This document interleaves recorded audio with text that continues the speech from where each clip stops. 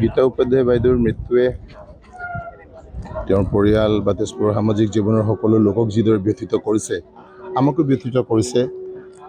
আমি যিকোনো সামাজিক জীৱনৰ কাম কাজ কৰিবলৈ যাওঁতে এই ধৰণৰ বৰেণ্য লোকৰে আমি আদৰ্শ বা এই ধৰণৰ বৰেণ্য লোকৰ যিবোৰ তেওঁলোকে আগবঢ়োৱা সেৱা, সেইবোৰকে আচলতে আমি অনুসৰণ কৰোঁ।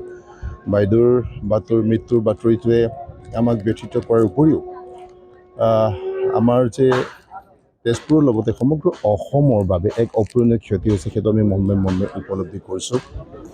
বিদ্যায়তনিক ক্ষেত্ৰতো আমি দেখা পাইছিলোঁ, বাইদেৱে যি সময়ত চাকৰিত আছিলে সেই সময়ত তেখেতে যথেষ্ট ছাত্ৰ ছাত্ৰীৰ মাজত, শিক্ষক আৰু ছাত্ৰ ছাত্ৰীৰ মাজৰ যিটো সমন্বয়, সেইটো প্ৰতিষ্ঠা কৰাৰ ক্ষেত্ৰত খুব ভালকৈ তেখেতে আগভাগ লৈছিলে। আৰু শিক্ষা ক্ষেত্ৰখনত তেখেতৰ সেই ভূমিকা বা তেখেতৰ যিটো স্বীকৃতি, সেইটো আছিলে খুব সাংঘাতিক ধৰণৰ ভাল লগা বা খুব উচ্চ পৰ্যায়ৰ আছিলে। তাৰপিছতে যেতিয়াই তেখেতে সাহিত্য চৰ্চাত খুব সক্ৰিয়ভাৱে তেখেতে জড়িত হ'ল, তেতিয়া আমি দেখা পাইছোঁ তেখেতৰ প্ৰতিটো সৃষ্টিৰাজি আচলতে অতুলনীয়, সদায় আদৰণীয়।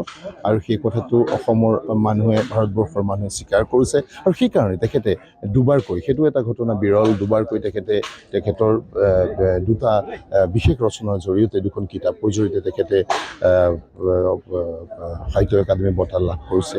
আৰু তেখেতে সামাজিক জীৱন বা অন্যান্য কৰ্মক্ষেত্ৰসমূহত তেখেতে যি ধৰণে সেৱা আগবঢ়ালে, সেই কথাটো আচলতে হৈছে, সেই কথাটোৰ মানে প্ৰকৃতভাৱে যিটো ইভেলুৱেশ্যন হ'ব লাগে, সেইটো হৈছে। আৰু সেইকাৰণেই তেখেতক ভাৰতবৰ্ষৰ কেন্দ্ৰীয় চৰকাৰ পদ্মশ্ৰী সন্মানেৰে বিভূষিত কৰিছে। সমন্বয়ৰ এগৰাকী বাটকটীয়াক আমি হেৰুৱাইছোঁ। বাইদেউৰ মৃত্যুত আমি আমাৰ শোক ব্যক্ত কৰিছোঁ। ৰাইজৰ দলৰ কেন্দ্ৰীয় সমিতিৰ তৰফৰ পৰা আমাৰ সভাপতিৰ হৈ, আমাৰ কেন্দ্ৰীয় কমিটিৰ হৈ আমি বাইদেউৰ প্ৰতি আমি গভীৰ শ্ৰদ্ধাঞ্জলি নিবেদন কৰিছোঁ। যিকোনো খবৰৰ বাবে যোগাযোগ কৰক আমাৰ এই নম্বৰত 9181 307 221।